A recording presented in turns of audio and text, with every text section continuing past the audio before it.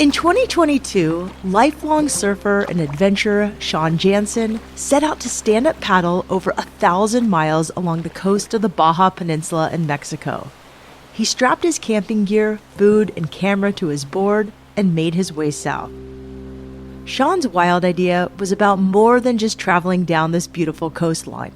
He was on a mission to raise awareness about an endangered sea animal and overcome some personal battles along the way. I'm Shelby Stanger, and this is Wild Ideas Worth Living, an REI Co-op Studios production presented by Capital One and the REI Co-op Mastercard. If you've ever been on a stand-up paddleboard, also known as an SUP, you know that it's hard to go anywhere fast. SUPs can only move about half the speed of a canoe or a kayak, and even the slightest bit of wind can make it really difficult to balance. When Sean Jansen set out to SUP over 1,000 miles, he felt pretty comfortable on the board. He'd been surfing and paddleboarding since he was young. Sean Jansen, welcome to Wild Ideas Worth Living. You have a wild idea that I love. I'm excited to talk to you about it. I'm really humbled to be here, Shelby, because I've listened to this show for years, and never in a million years did I think I was going to be here talking to you. Oh, that's so sweet. Let's start with your background. You grew up around the ocean, I'm guessing. You're from Orange County, California, San Clemente. Did you grow up surfing, lifeguarding? Yeah, I grew up as a diehard surfer. I started standing up on my boogie board when I was like 6 or 7, and then my mom got me a surfboard for my 12th birthday. I'm born and raised San Clemente, so I grew up. I was very fortunate. I was able to run down to my local beach and just go surf. And I was on the surf team. I was even on the soccer team as well, but I would surf in between soccer practice.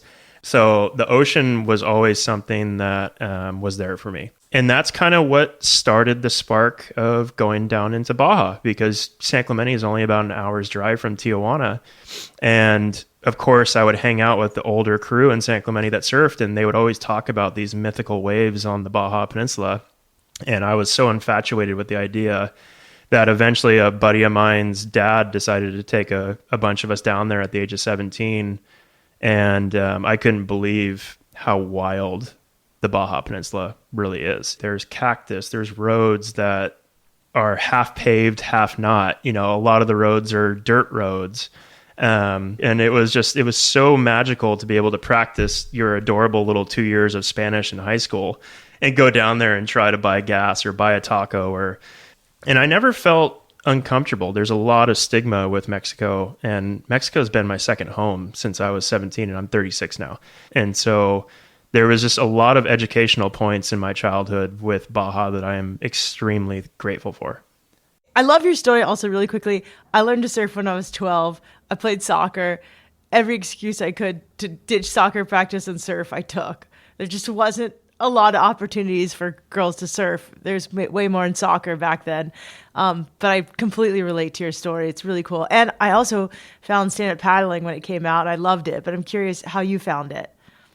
Well, so I was very lucky in that I graduated high school 2007, and my neighbor next door, I need to give him credit and I need to drop his name. His name's Rod Rojas, and he's kind of a household name in the paddling world. He started stand-up paddling, and I started noticing him strapping these things on top of his car, and I was so curious, but I was like, what is that thing? There was a family trip he did where I was house sitting for him because he was out of town, and he's like, all right, Sean, if you want, you could borrow my stand-up paddleboard. And I totally did, and I took it out right out of my local beach there, and I was like, whoa, this is really cool. And I was still a diehard surfer, and I knew that conundrum between surfers and paddlers. Like whenever you see a kayak out in the ocean, you're like shaking your head, like, what are you doing?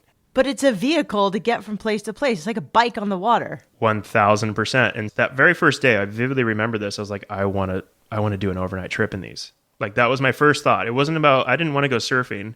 I was like, how do I connect the dots doing an overnighter somewhere? And I took to it like a duck to water. I stood up right away. I didn't have any balance issues because I grew up as a surfer. How did you decide to do this crazy wild idea? Like, I've interviewed enough adventurers at this point in my life, and usually there's something that pushes somebody to go say one day like, oh, I'm going to go paddle 1,000 miles.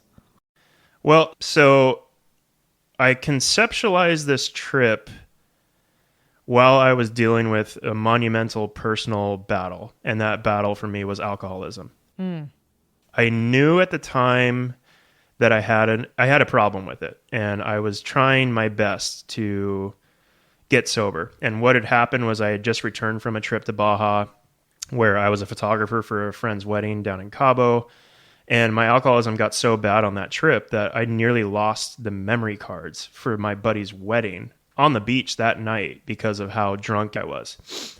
And I remember returning from that trip going, okay, Sean, you can't keep doing this.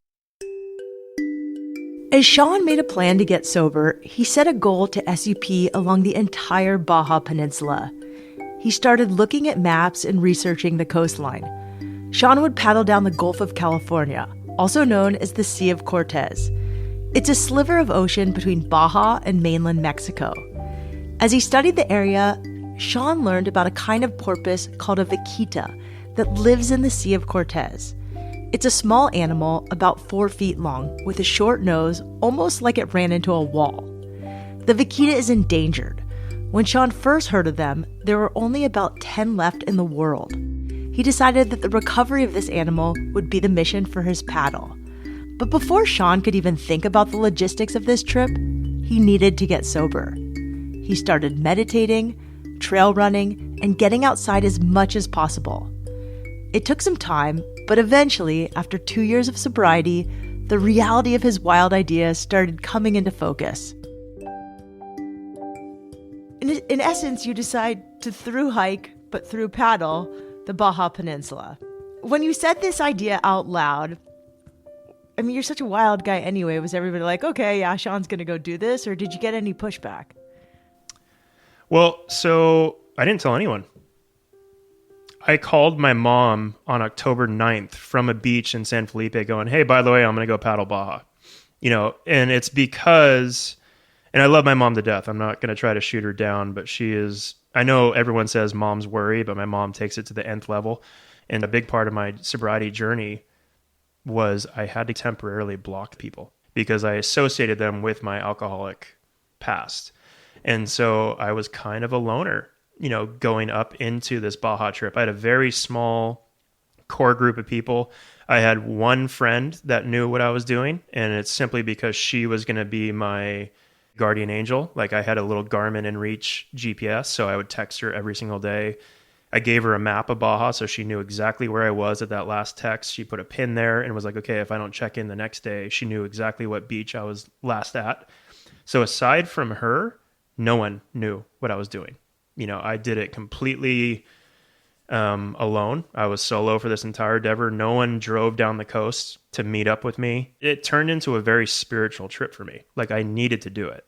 I needed to prove to myself that my sobriety wasn't for nothing and try to do something bigger than me. So no one knows about it except for a couple people because you're smart and you have safety involved. But what is planning like? I had a very small handful of overnight SUP trips in Yellowstone National Park that I've done. So I had that experience. On an inflatable stand-up paddleboard? On an inflatable, yep. Okay. So I knew what dry bags I wanted to bring. So the only research I needed to do was on my portable desalinator, which was essentially it's a water pump, but it turns seawater into fresh water. And I wasn't going to do the trip without one because Baja is a desert environment. There are no freshwater streams. So it's not like I could just pick up a standard backpacking water filter and stick it in a river because there are none. So that was a huge challenge gear-wise. But aside from that, it was all about knowing where I can get food and where I can get water again. And luckily, with nearly 20 years of Baja experience under my belt just on road trips, I kind of knew where these towns were. I knew what to expect. I knew what kind of grocery store was in this location. And I could time it out. I think my longest carry was 10 days, which ended up being almost 2 weeks because wind wouldn't let me paddle down the coast. So I had to be smart about knowing where I can resupply. So the only research I really did was I would zoom in on Google Earth on 20-mile sections of coast, take a picture of that, and then I knew where a beach was that I can camp at or how far this destination was, how far that destination was. Because I researched Baja maps, and none of them had the bathymetry. Bathymetry being, showing the bottom seafloor and the depths and stuff. I'm sure there's one that exists, but I couldn't find it in the time leading up to my trip. So I had to personally, and this was very environmentally unfriendly, but I had to print out big Google Earth images on pieces of paper that were 20-mile sections of the coast and have a stack of them. And that's how I literally navigated the coast. And then you had to keep them dry. And then I had to keep them dry.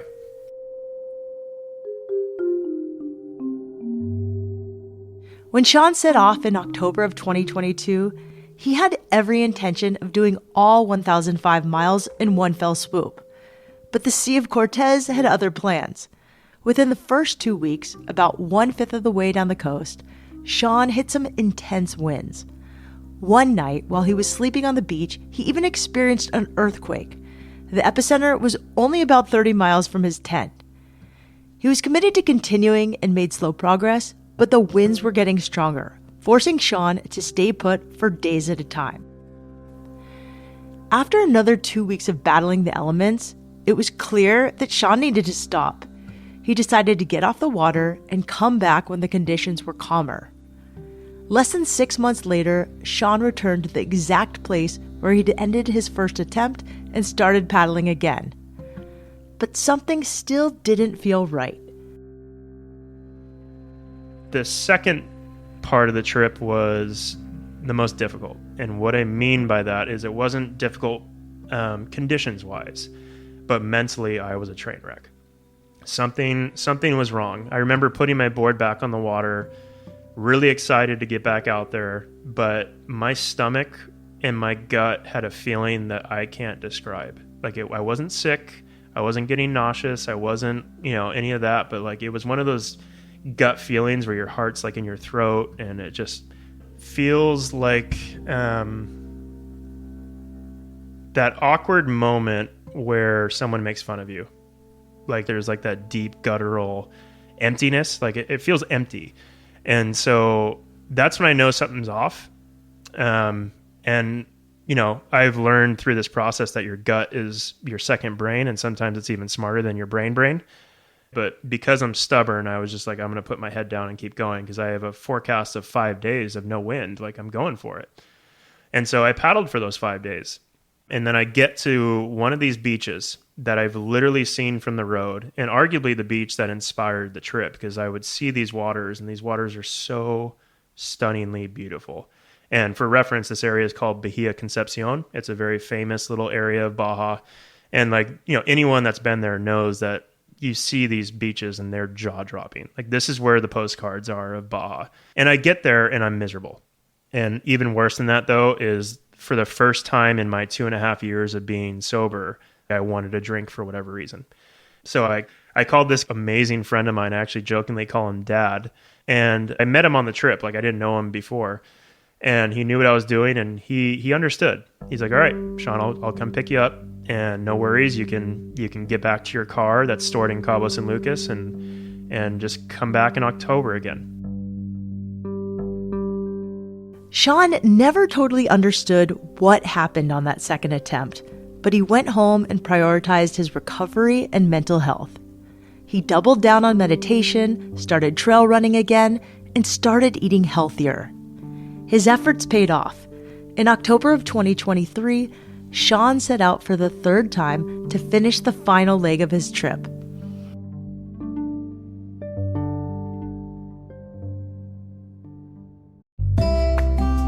I've got great news if you're looking to get outside and go after a wild adventure this summer. The REI Co-op Mastercard turns everyday purchases into limitless possibilities by offering rewards and benefits that support your love of the outdoors. This card is just for REI Co-op members, taking your membership even further by offering card rewards on purchases at REI and everywhere else. Plus, you can redeem your card rewards as you earn them, so you can grab gear for your upcoming adventure, stock up on snacks to keep you fueled, and keep more cash in your pocket.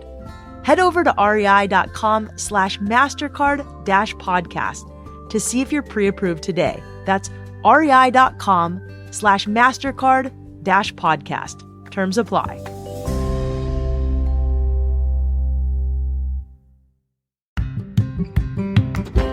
Hey guys, there's a new water bottle company called Ocean Bottle.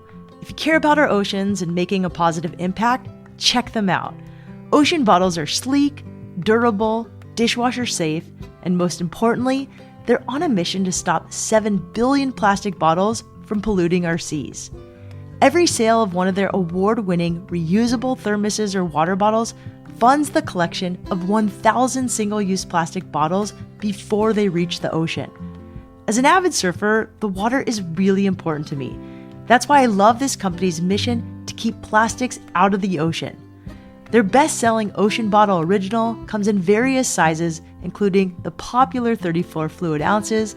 It features a dual opening lid for easy cleaning, a 100% leak-proof seal, and double wall insulation to keep your beverage icy cold for up to 48 hours. Now you can join their mission by choosing gear that does more. Find your Ocean Bottle at rei.com and select REI stores. That's rei.com or head into your local REI today.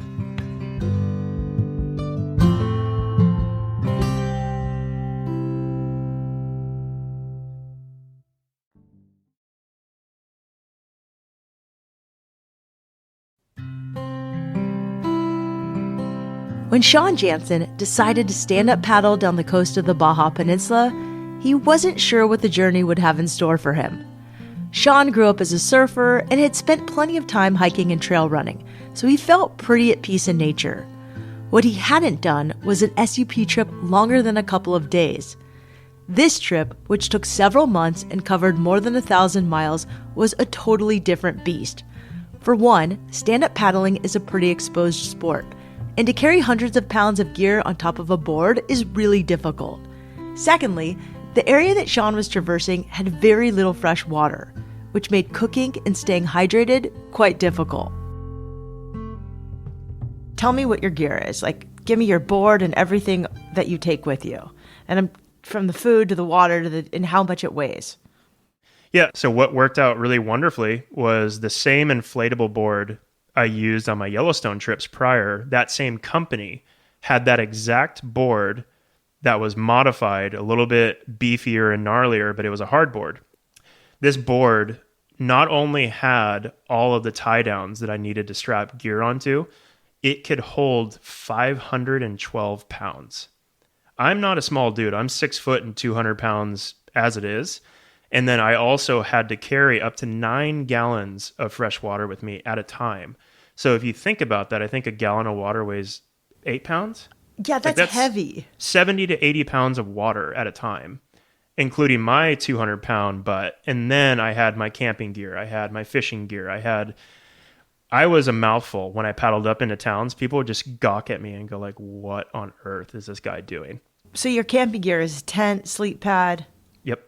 So the same principle with an overnight stand-up paddle trip goes with it, like a backpacking trip. The lighter you are, the better and faster you are. I knew what ultralight gear was. Like I had a one-man Big Agnes ultralight tent. I had a 15-degree, really small, light sleeping bag. I had the Thermarest Z-Lite sleeping pad. Like it weighs nothing, but it takes up space. And then my stove system was, I had a Jetboil Zip, and all I used it for was coffee because I didn't have the luxury of fresh water.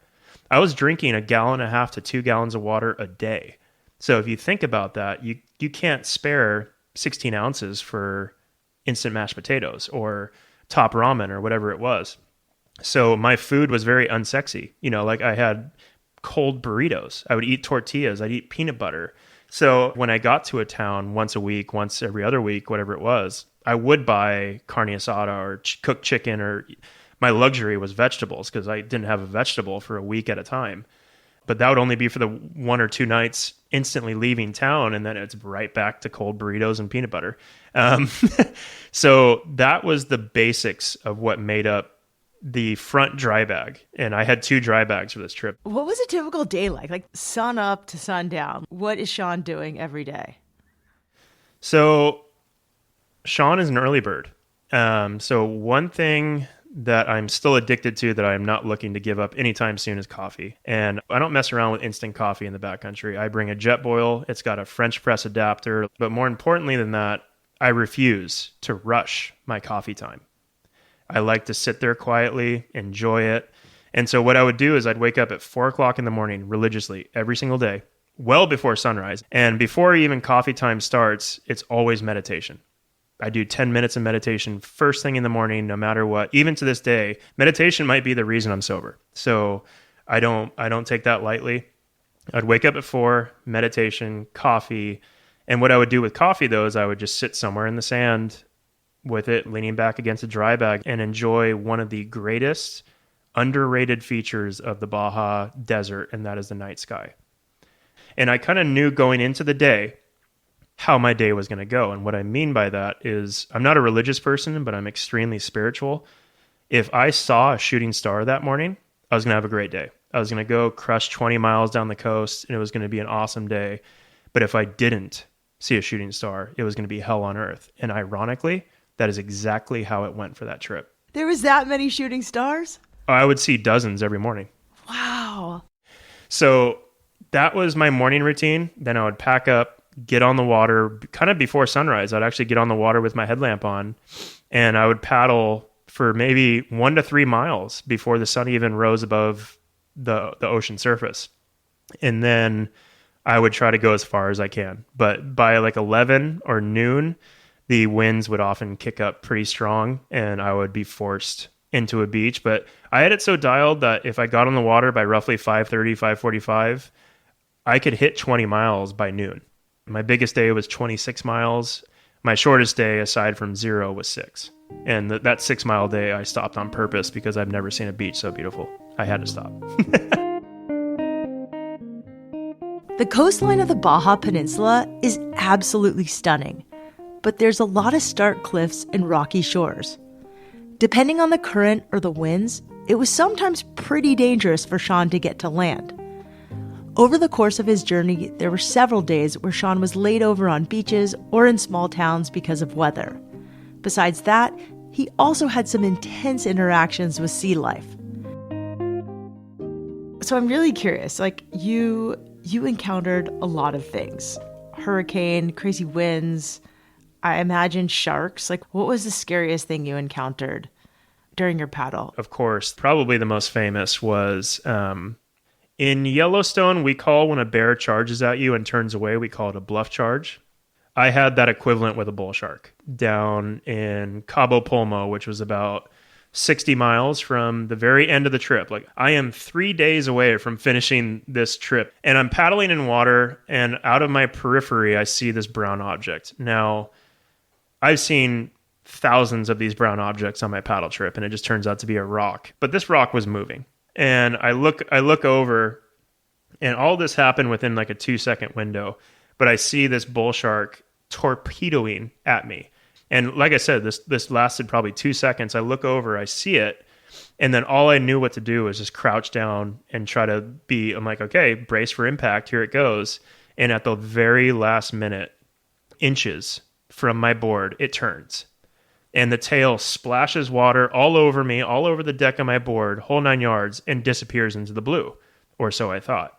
And so I'm sitting there kind of frozen, going like, holy cow, did that just happen? I remember my reaction. I said a way more dramatic curse word than crap.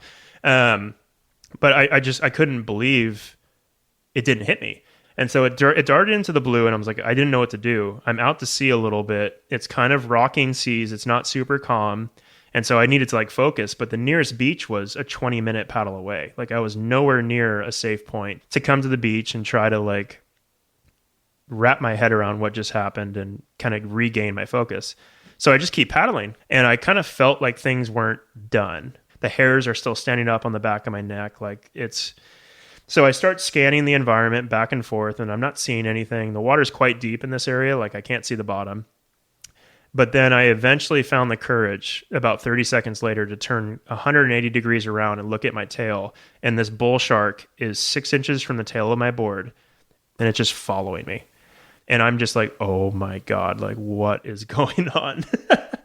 And I didn't know what to do other than to keep paddling, because this is the same shark that kind of bluff charged me a little bit ago, and now it's following me. And so I don't know. You weren't going to like just take your paddle and try to get its nose, or... It was, I thought about it, but the drawback is the seas were not calm. Like I had to focus on my balance, and me trying to pivot and poke the thing while fighting 2 to 3 foot waves. Like there was way greater risk of falling in the water. And this is not a body of water you want to fall into right now. All I knew to do was just keep paddling. And I found the courage again about a minute later to turn around, and it was gone. So I can't figure out why it didn't just hit me.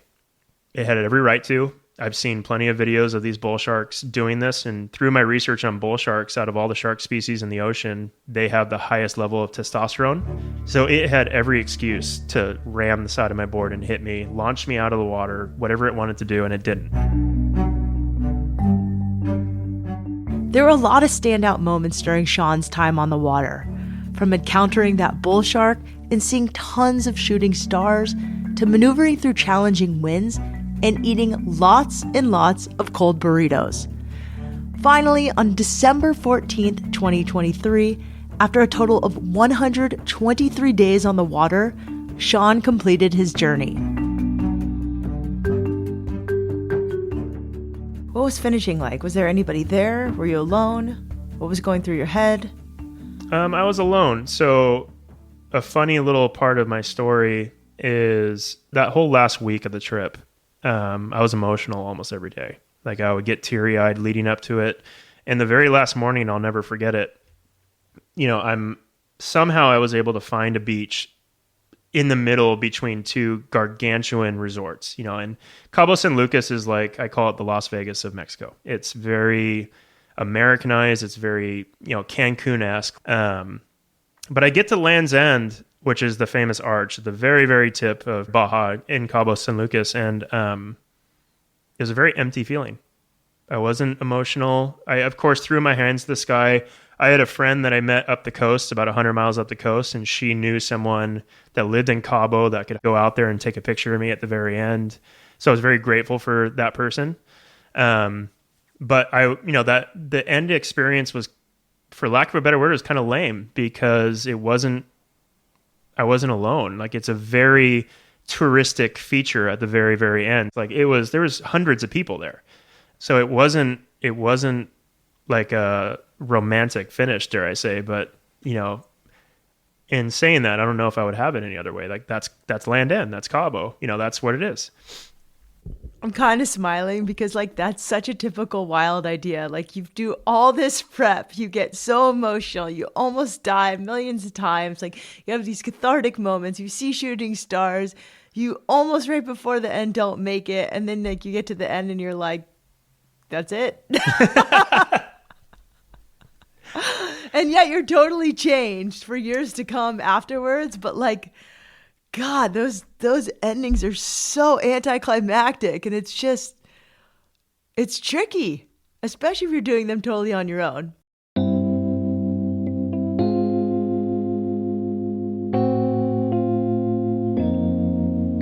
Throughout Sean's trip, he shared as much information as he could about the vaquita porpoise. He posted on Facebook groups for locals, as well as on his own Instagram. Sean also wrote a book about his journey called Paddling with Porpoise, with all the proceeds going towards conservation efforts. You can find a link to buy the book in our show notes or on Sean's website, jansenjournals.com. That's JANSEN journals.com. You can also follow Sean on Instagram at Jansen_journals. Wild Ideas Worth Living is part of the REI Podcast Network. It's hosted by me, Shelby Stanger, produced by Annie Fassler, Sylvia Thomas, and Sam Piers-Nitzberg of Puddle Creative. Our senior producers are Jenny Barber and Hannah Boyd. Our executive producers are Paolo Motola and Joe Crosby. As always, we love it when you follow the show, take time to rate it, and write a review wherever you listen. And remember, some of the best adventures happen when you follow your wildest ideas.